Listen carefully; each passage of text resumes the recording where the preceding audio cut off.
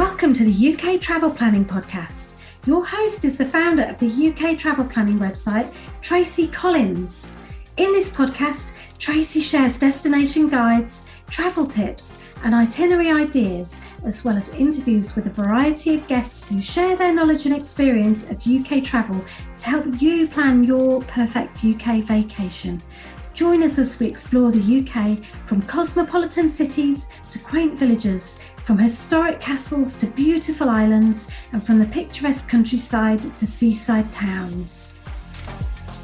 Hello and welcome to episode 36 of the UK Travel Planning Podcast. This week's episode is part 2 of 2 podcasts with special guest Sally Ann of North Coast Explorers.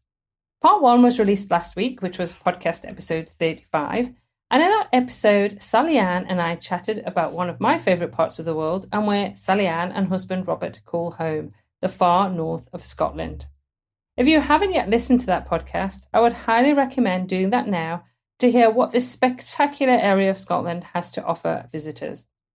In this episode, I chat with Sally Ann about the advantages of booking with North Coast Explorers, whether for a day tour or multi-day tour of far north Scotland, what guests can expect from a tour, and answers to frequently asked questions.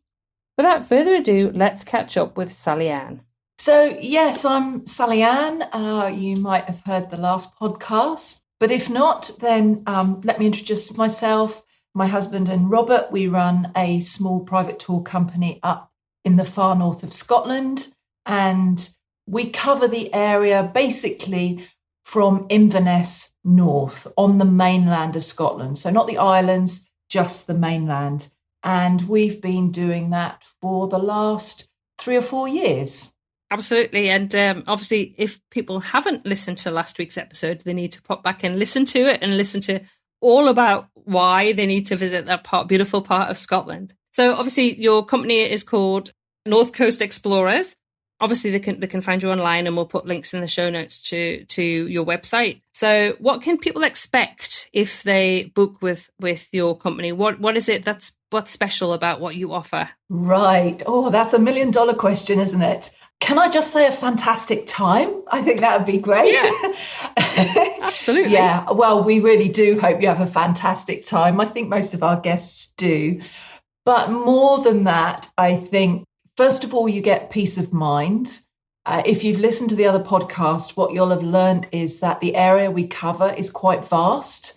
And I think what I didn't mention last time is a lot of it is actually uncurated. So there aren't a lot of signposts to some of the really good sites or information boards. There are in certain places, but not everywhere. And so you can miss an awful lot of things. So you get variety in what you see.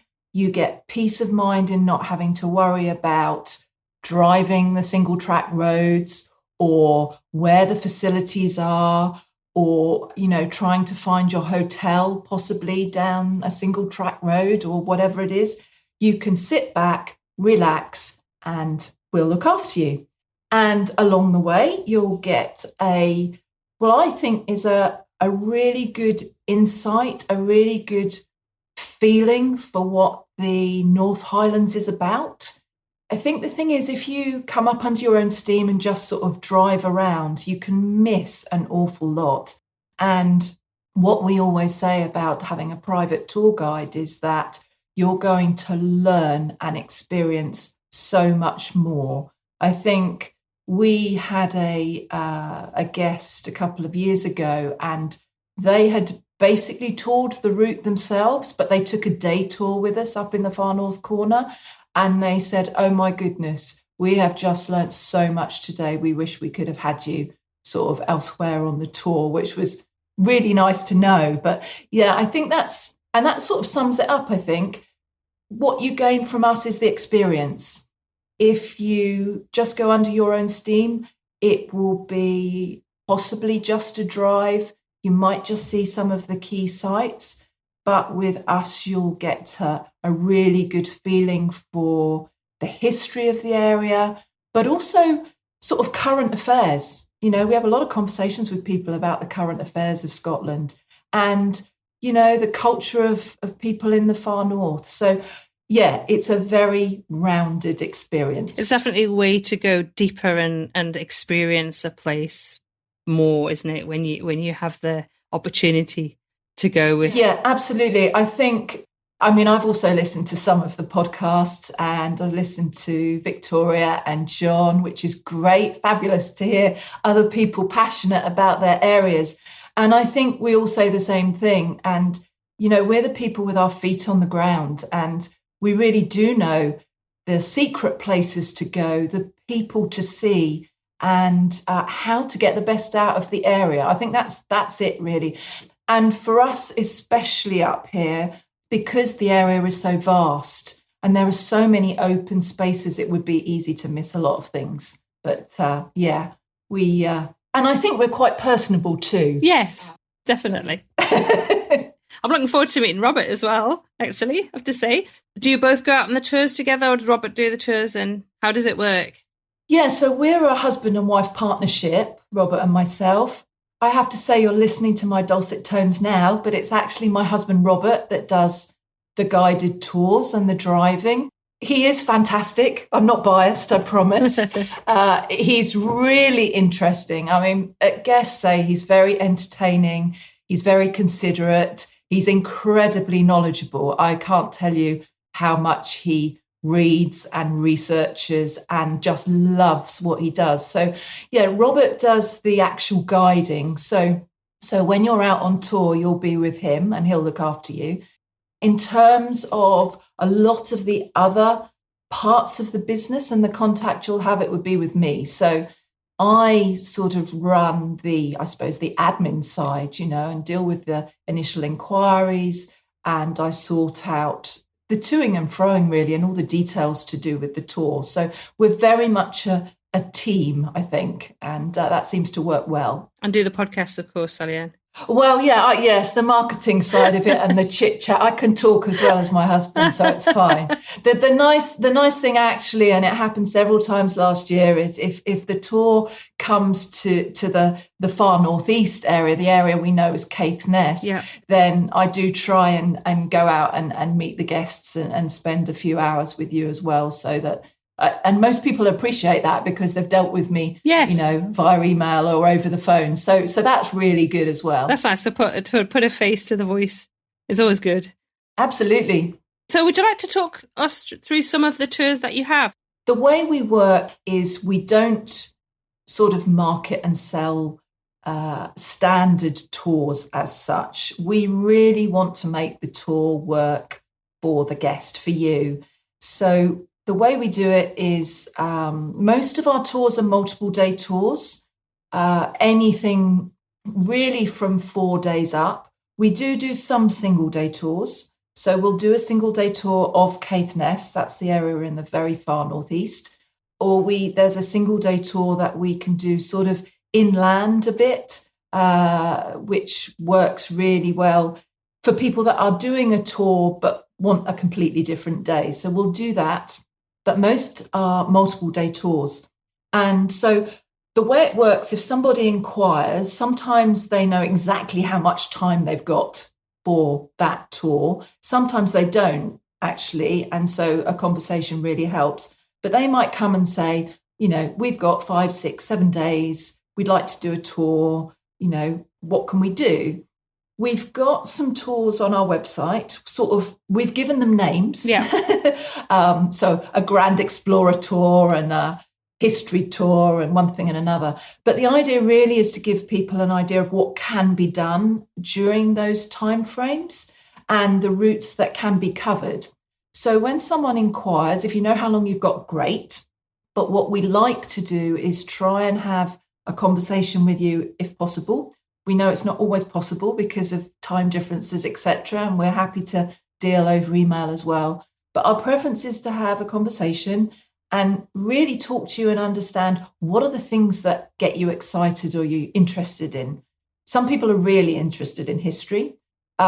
We had a lady from the US last year who we called her, she won't mind me saying this, our castle lady. She loved castles. So we created a 7-day itinerary and made sure that we'd got as many opportunities to see castles as possible.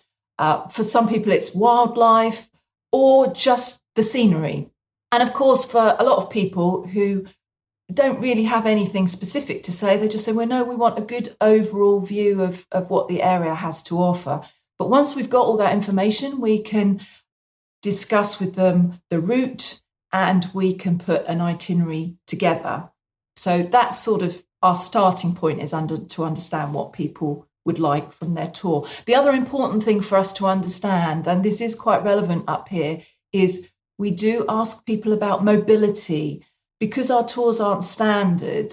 And it's not that we do sort of big hikes up mountains or anything. That's not really what we're about.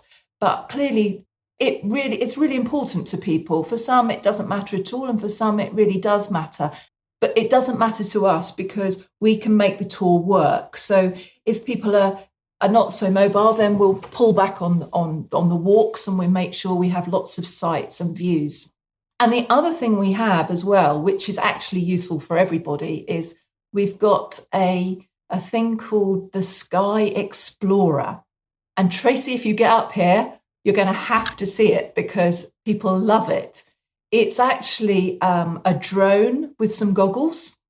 And so weather permitting, of course, but if the weather's okay, we can send the drone up and then you can look through the goggles and you can see the view of the drone. And this is a fantastic way to see some of the sites from a different perspective, or potentially to see a site that you can't actually get to very well.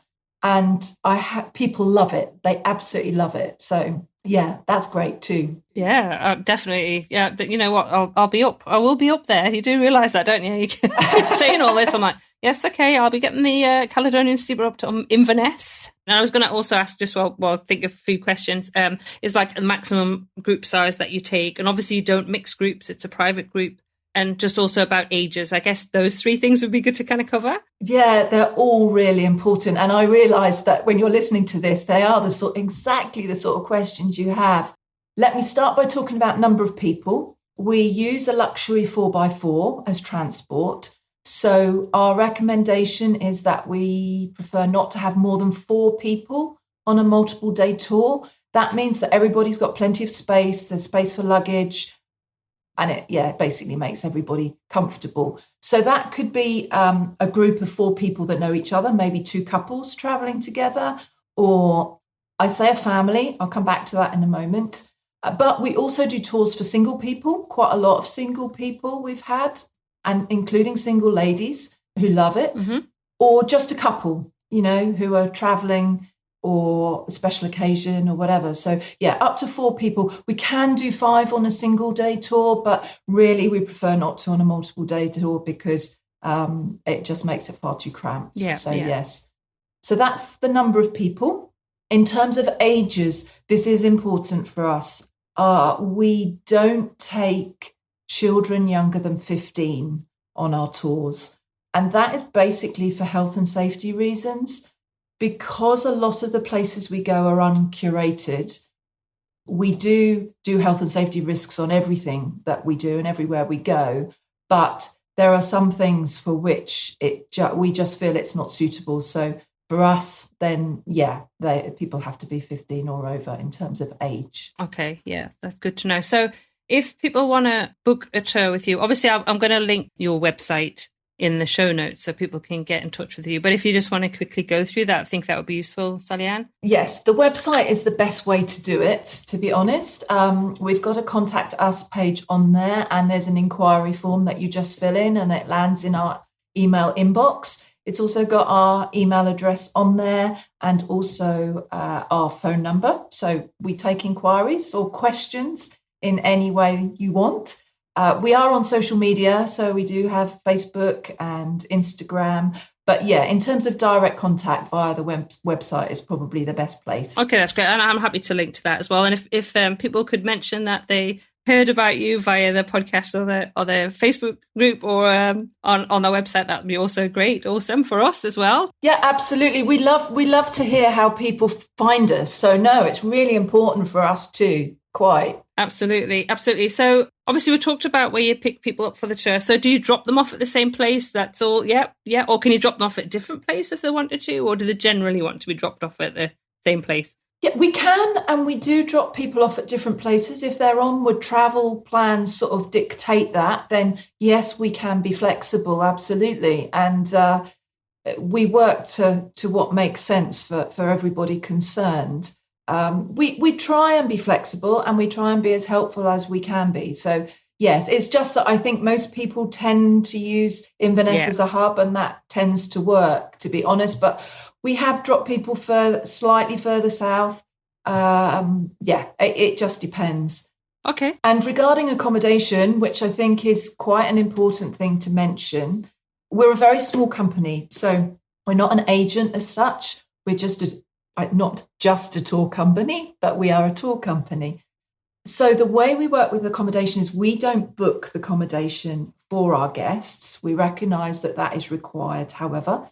And the way we do it is when an itinerary has been agreed, more or less, so we know where the overnight stopping points are, we will provide you with a pre-qualified short list of possible places to stay in that immediate area. I do all that work. I've got a big database of information to do with accommodation across the North Highlands, and we want to make it as easy as possible for guests. We know this is quite a big deal. It's like, where do you start and how do you know what works and, what's reasonable? So we try and do all the hard work without actually booking the accommodation. So we'll provide that to you with as much information as we can. If you're able to provide us an idea of budget and any special requirements that you've got, we'll do as much of that work as we can, and then we pass that on to you to book directly. But in terms of a tour day, we'll obviously pick you up from wherever you're staying, and then we'll drop you off at the end of the day. And we also make sure that, if you're staying somewhere that maybe is not providing an evening meal, maybe a very good bed and breakfast, then I will have made sure that we have accounted for where you might eat in the evening. All these things we know is really important. And actually, despite the fact that we are a tourist area, there aren't lots and lots of places to either eat or stay. So all these things are really, really important, and we try and make sure we do as much of the hard work as possible. Absolutely, it's good to have those things sorted. Just one question before I ask you the very last question, Sally-Ann, is for those day tours that you do, whereabouts do you pick up for those day tours? Because obviously that's quite important. Do you go as far down as Inverness to pick up for those tours or not? No, we don't. The day tours, I think if you're interested in a day tour, for sure, let us know. But the reality is we've got a couple of day tours that are actually on our website. You can find them on the Our Tours page. And one of them, as I said, covers Caithness. So if you're staying in the Caithness area, we'll pick up from anywhere sort of on that route or close to it. If you want to do the inland tour, then we would pick up, again, somewhere on that route. So you might be somewhere slightly further down the East Coast, or you might be staying at the hotel that's in the middle of the country. You might have decided to take the train up. I think I mentioned this maybe in the last podcast. If you decide to take the train up, you can take the train up to a very tiny stop called Kimbrace. You'll think you're in the middle of nowhere. And I know that the owners from the Garvault Hotel will come and pick you up. And then if you want to do a day tour from the Garvault, then we would do that too. So yeah, there's a couple of places, but if you've got questions, the best thing just to do is to ask us. Okay, that's fantastic. So it's been brilliant talking to you for this episode and obviously last week's episode. I really wanted to ask you, because I ask this to every guest I have on the podcast, and obviously I didn't ask it in last week's episode, but I'm going to ask you today, is what would be your tip that you give to anybody who's planning a trip to visit Far North Scotland for the very first time? Yes, gosh, this is such an important question, isn't it? And one we could probably do a whole podcast on, actually. But to give you your answer, I think it is something we've touched on previously.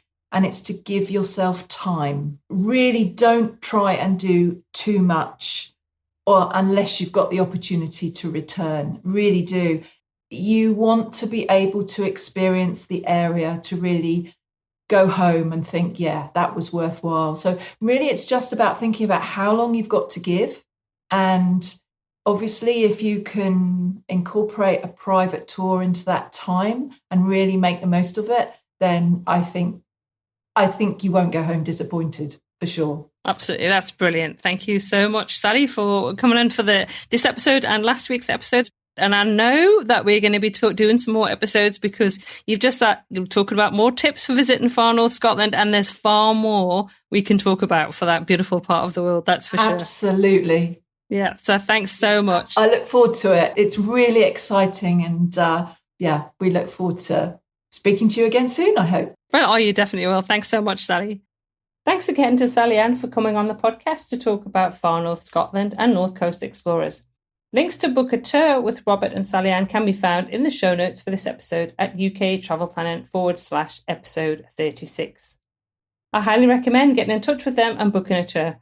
Far north Scotland is like nowhere I have been to on earth. It's an incredibly special part of the world and is somewhere you will never forget. Me? I'm off to book my berth on the Caledonian Sleeper and a room at the Garvault. Until next week, happy UK travel planning.